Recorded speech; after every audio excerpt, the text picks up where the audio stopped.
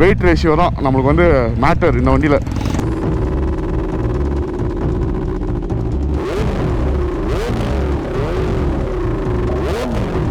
ஆக்சுவலாக சண்டே ரைட்ஸ்லாம் வந்து மோஸ்ட்லி ரொம்ப அதிகமாகலாம் நான் போக மாட்டேன். இந்த வீக்கெண்ட்ஸ்லாம் வந்து கிளம்புறது அந்த ஒரு இதெல்லாம் இல்லை. பட் எப்பயாச்சும் வந்து ரேராக சரி ஓகே இன்றைக்கி போகலாம் அப்படின்னு தோணுச்சுன்னா வந்து போவேன், அவ்வளோதான்.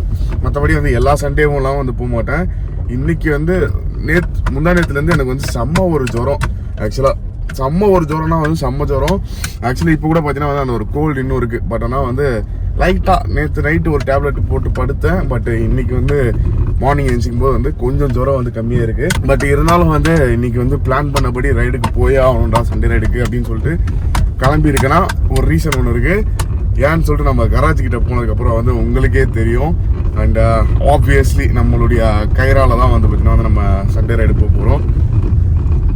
நிறைய பேருக்கு வந்து தெரிஞ்சிருக்காது, நம்மளுடைய RC8க்கு வந்து நான் வந்து கைரா அப்படின்னு சொல்லிட்டு பேர் வச்சுருக்கேன். கைரான்றது எதுவும் இல்லை, ஒரு ஃபீமேல் ட்ராகனுடைய பேர் தான் வந்து கைரா. ஸோ எனக்கு வந்து அது ஒரு ட்ராகன் மாதிரி வந்து ஃபீல் ஆனதுனால நான் வந்து கைரான்னு வச்சுட்டேன். ஆம்காஸ் அது வந்து ZX10R, அதுக்கு வந்து டீரெக்ஸ். ஸோ நாங்கள் யூடியூப்ல உட்காந்து இந்த டீரெக்ஸ் விசஸ் ட்ராகன்லாம் வந்து போட்டு பார்த்துக்கிட்டு இருக்கோம். எல்லாத்துலேயும் டீரெக்ஸ் ஜெயிக்குது. அதுக்கப்புறம் யோசிச்சேன் சார் பேரை மாற்றிடலாமா அப்படின்னு சொல்லிட்டு. பட் அது எனக்கு ரொம்ப பிடிச்சிருந்தது கைரா அப்படின்ற பேர், அதனால வந்து அப்படியே வச்சிட்டேன். ஐயோப்பா இந்த கோல்டு ஃபீவர், இந்த கிளைமேட் வந்து நம்ம ஊரில் கிளைமேட்டு திடீர்னு வந்து ரொம்ப மாறுது கைஸ். பயங்கரமாக சேஞ்சஸ் ஆகுது. வெயில் அடிக்குது, திடீர்னு பார்த்தா வந்து பயங்கரமாக மழை பெய்யுது. ஸோ அந்த ஒரு கிளைமேட் சேஞ்ச் இருக்குல்ல, அதனால தான் வந்து டக்குன்னு ஃபீவர் வந்துச்சுன்னு நினைக்கிறேன். மோஸ்ட்லி அதுக்கெலாம் எனக்கு வராது, நம்ம ஸ்ட்ராங் பாடி தான். பட் இருந்தாலும் அன்றைக்கி தான் நினச்சிட்டு இருந்தேன் நம்மளுக்குலாம் வந்து இந்த மாதிரி ஜுரம் அதெல்லாம் வந்து அவ்வளோவா பெருசாலாம் வரதே கிடையாது அப்படின்னு சொல்லிட்டு நினச்சா அன்றைக்கி ஈவினிங்கே ஜுரம் வந்துச்சு. ரைட் தான் நினச்சின்னு. அண்டு வர விடிஞ்சிட்ருக்கு. இப்போ தான் இந்த ஃபாக் வேறு போகவே மாட்டேங்குது. போட்டு விடுவோம். இப்போ தான் வந்து வீடியோ போகுது. டைம் வந்து மார்னிங் 5:46 ஆகுது. இப்போது 5:30க்குலாம் வந்து நம்ம கராஜாண்ட இருந்திருக்கணும். பட் ஆனால் 5:46 ஆயிடுச்சு. எப்படியும் போகிறதுக்கு 6 o'clock ஆகிடும். 6:30க்கு தான் கிளம்புவோம்னு நினைக்கிறேன், இஃப் ஐம் நாட் ராங். டீலாம் குடிச்சிட்டு எல்லாம் பண்ணிட்டு. பட் பரவாயில்ல, இன்றைக்கி வந்து நல்லபடியாக மழை இல்லை. காலம் ஆரம்பிக்கும் போது மழை இருந்ததுன்னா வந்து பெரிய பிரச்சனையாக இருந்திருக்கும். பட் மழை இல்லாதனால பீஸ்ஃபுல்லாக போகலாம் நம்ம. ஓகே, நம்ம கராஜ் கிட்ட வந்துட்டோம்.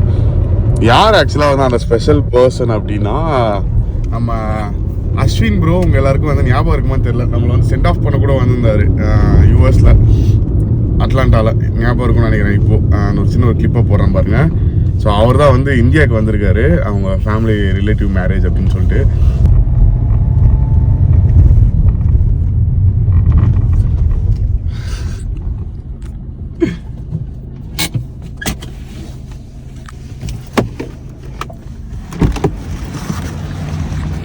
புயல் வேகத்தில் ஓட்டிட்டு வந்துருக்கிறேன். சூப்பர். ஓகே கைஸ், மொத்தமாக வந்து ஆல் செட். ப்ரோ வந்து 800 ஓட்ட போகிறாரு. And 900 Duke 390. அதுக்கப்புறமா வந்து 10 hour நம்மளுடைய RC8 கைரா, ஒரு R1 வந்திருக்கு. போலாமா?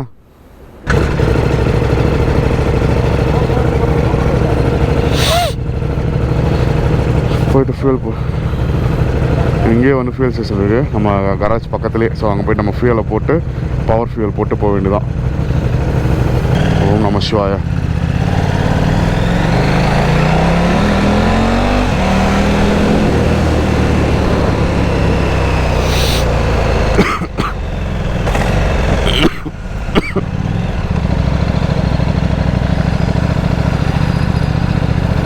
Power fuel. நம்ம வண்டியில் வந்து ஆக்சுவலாக பேக் சஸ்பென்ஷன் வந்து நம்ம எடுக்கும்போதே வந்து ஆயில் லீக் இருந்தது.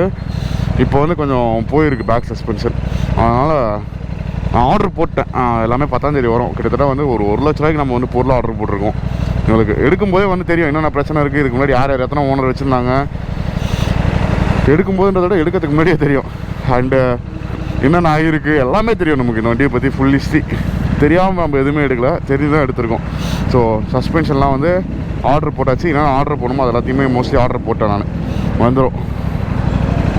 நிறைய பேர் வந்து கைராவை எடுக்கும்போது எடுக்கிறதுக்கு முன்னாடி இல்லை எடுக்காத உன்னால் பார்ட்ஸ் கிடைக்காது, அது மட்டும் இல்லாமல் வந்து சவுண்ட் வந்து உங்களுக்கு பிடிக்காது, அது இதுன்னு சொல்லிட்டு தினமும் சொன்னாங்க.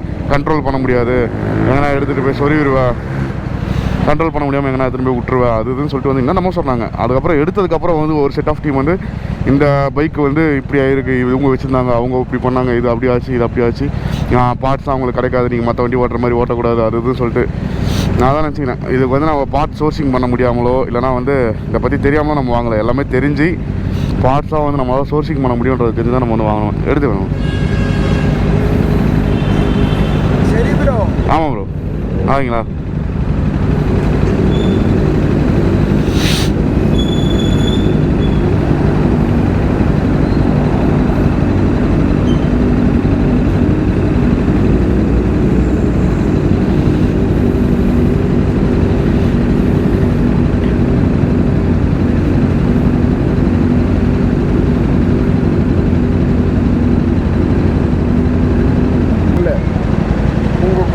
குத்துட்டீங்களான்னே தெரியல. இதை பாருங்க, புள்ளி குட்டா. உங்களால் நான் வளர்க்க ஆரம்பித்தேன், நான் சேவல்.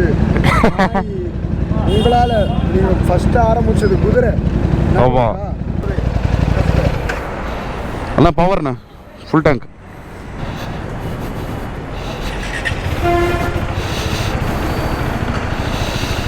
நம்பர் பிளேட் ஆக்சுவலாக நார்மல் நம்பர் பிளேட் தான் கிடச்சிது. ஸோ அதனால் நார்மல் நம்பர் பிளேட்டே போட்டு அந்த அங்கே ஒரு ஹோல்ஸ் இருந்தது, அந்த ஹோல்ஸுக்கு வந்து சிவி போட்டேன். இந்த ஹோல்ஸுக்கு வந்து பிளாக் கலர் டேப் ஓட்டி ஏதோ ஒன்று அணைக்கிரிக்கி வச்சிட்டேன். Let's go.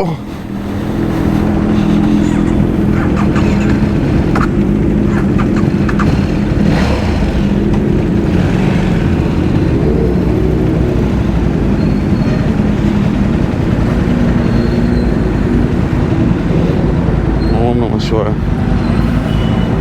இந்த வண்டியை வந்து நம்மளால் கண்ட்ரோல் பண்ண முடியாது, அதுன்னு சொல்லிட்டு நிறையா இருக்குது. பட் என்னன்னா ரொம்ப லைட் வெயிட், 170 kgs, ஒரு 1200 cc பைக்குக்குலாம் அது வந்து நம்மளால் எப்படி சொல்கிறது, பவர் வித் வெயிட் ரேஷியோ தான் நம்மளுக்கு வந்து மேட்டர் இந்த வண்டியில். அதனால தான் வந்து நம்மளுக்கு இனிஷியல் வந்து அவ்வளோ குயிக்காக இருக்குது. அது மட்டும் வந்து ரொம்ப ஷார்ட் கியருன்றதுனால டப்புன்னு ரெட்டில் நடிக்கும் வண்டி. எந்த கியர் ஆனாலும் வண்டி வீலி ஆகும் ஆக்சுவலாக.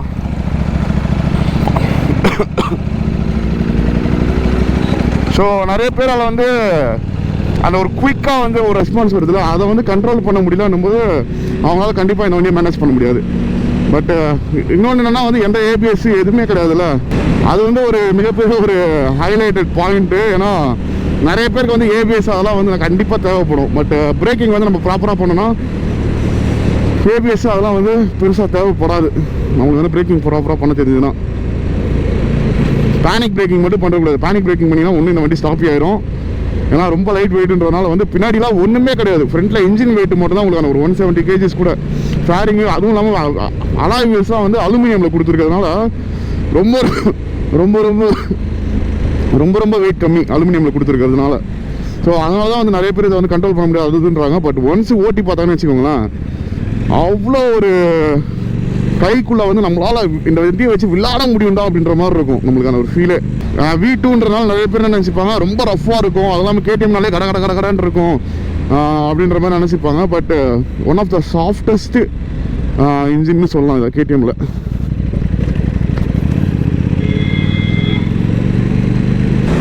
ஸோ அதுதான் வந்து நான் இந்த வீடியோவில் என்னோட ஒப்பீனியன் வந்து நம்ம வந்து ஷேர் பண்ணலாம் அப்படின்னு சொல்லிட்டு நினச்சேன். அதே மாதிரி லுக் வைஸு வேற லெவல். அதே மாதிரி லுக் வைஸு அடிச்சிக்கவே முடியாது கைஸ். 2013 வந்து 2010 இருக்குது ஆக்சுவலாக RC8ன்னு நினைக்கிறேன். அப்போயே வந்து ஃபுல்லாக ஃபியூச்சரிஸ்டிக்காக அந்த ஒரு ஷார்ப் எட்ஜஸ்லாம் கொடுத்து பயங்கரமாக வந்து பண்ணியிருக்காங்க இந்த வண்டியெல்லாம். ஒன்ஸ் வந்து இந்த வண்டியை ஓட்டிட்டோன்னா சத்தியமாக வேறு வண்டி எதுவுமே ஓட்ட பிடிக்காது. நான் வந்து பயங்கரமான ஒரு இன்லைன் 4 வெறியன். எனக்கு வந்து இன்லைன் 4 தவிர வந்து V4 இன்ஜின்ஸ் அதெல்லாமே வந்து எனக்கு எதுவுமே செட் ஆகாது. பட் ஒரு வீட்டுக்கு வந்து எனக்கு வந்து அந்தளவுக்கு ஒரு லவ் வந்துருக்குன்னா பாருங்கள், அப்போ என்ன மாதிரியான ஒரு மிஷினாக இருக்கும் இது அப்படின்னு சொல்லிட்டு. இந்த மாதிரி ஓட்டும்போது வந்து அப்படியே காமாக ரொம்ப வந்து ஒரு குழந்த மாதிரி இருக்கும். இந்த மாதிரி வந்து ஓட்டும்போது ரொம்ப ஸ்லோவாக சிட்டிக்குள்ளெல்லாம் ஓட்டுறோம் அந்த மாதிரிலாம் போது ஒன்ஸ் த்ராட்டில் ஓப்பன் பண்ணோன்னா வந்து அந்த ஒரு பவரை வந்து நம்மளால் வந்து லிட்ரலாக ஃபீல் பண்ண முடியும். எந்த பைக்குமே ஸ்டார்டிங் ஃபஸ்ட்டு 3 கியருக்கு பக்கத்தில் வர முடியாது கைஸ். இத்தனைக்கும் வந்து நம்மளுடைய ZX10 வந்து ஸ்டேஜ் 2 பண்ணியிருக்காங்க. ஸ்டேஜ் 2 டியூனிங் பண்ண பைக்கையே வந்து பார்த்தீங்கன்னா வந்து பக்கத்தில் வர முடியலன்னா அப்போ யோசிச்சு பாருங்க. இன்னொரு 10 நாளில் வந்து நம்மளுக்கு நிறைய விஷயங்கள் வருது இந்த பைக்குக்கு ஆட் ஆன்ஸ்க்கு. அதெல்லாம் வந்து ஸ்டேஜ் 1 ஸ்டேஜ் 2 பண்ணுவோன்னு நினைக்கிறேன். மோஸ்ட்லி ஸ்டேஜ் 2 பண்ணிட்டு எக்ஸாஸ்ட் மட்டும் வந்து ஆக்ரோபோவிக் இருக்குது. எக்ஸாஸ்டுடைய ஆப்ஷன்ஸ் மட்டும் இந்த வண்டிக்கு வந்து ரொம்ப கம்மி. ஒன்று ஆக்ரோபோவிக்கு, இன்னொன்று வந்து ஜெஸ்டர்னு சொல்லிட்டு ஒன்று இருக்குது. அதுக்கப்புறமா வந்து இன்னொரு 3 பிராண்ட்ஸ் ஏதோ இருக்குது. பட் அது அந்தளவுக்கு வந்து நல்லா இல்லை. இந்த ஆக்ரோபோவிக்கும் ஜெஸ்டரும் தான் வந்து ஒரு மாதிரி ஷூட்டிங்காக நல்லாயிருக்கு. சவுண்டு ரொம்ப ஓவர் நாய்ஸும் இல்லாமல் இந்த மாதிரி வந்து ரொம்ப சைலண்ட்டாகவும் இல்லாமல். ஸோ அது வந்து மோஸ்ட்லி நான் வந்து ட்ரிப்பு போகும்போது வருவேன்னு நினைக்கிறேன்.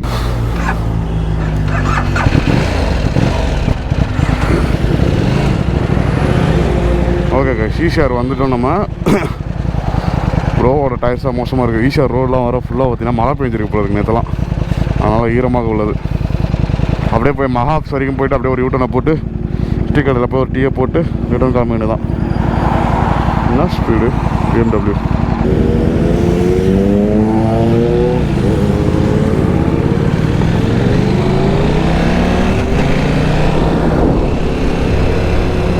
அப்படியே சில்லாக்ஸாக ஓட்டிகிட்டு போய்ட்டு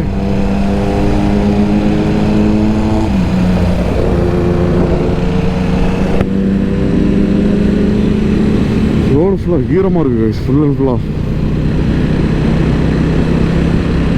அந்த மாதிரி ஈரமாக இருந்தாலே வந்து கொஞ்சம் லைட்டாக பக்கு தான் இருக்கும் நமக்கு.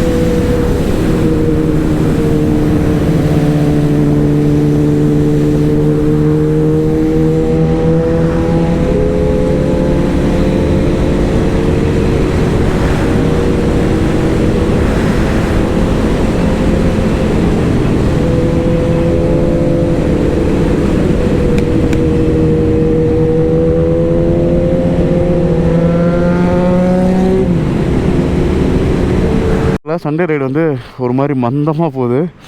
கொஞ்சம் லேட்டாக வந்துட்டோம்னு நினைக்கிறேன். ஸோ பெருசாக பைக்ஸ் எதுவுமே இல்லை இங்கே ரோட்டில். அண்ட் இன்னைக்கு டீ குடிச்சு ஓகே ரிட்டன் கிளம்புவோம் அப்படின்ற மாதிரி MDK தான் போகலான்னு நினச்சோம். பட் ஆனால் சரி ரிட்டன் போயிடுவோம்னு சொல்லிட்டு தான் கிளம்புறோம். இன்னும் கொஞ்சம் சீக்கிரமாக வந்தோன்னா போயிருக்கலாம். வெயிலும் வர ஆரம்பிச்சிச்சு. அஸ்வின் ப்ரோ வந்து 10 hour ஓட்ட போகிறாரு. ஆகாஷ் ப்ரோ 800 செட் 800 ஓட்ட போகிறாரு.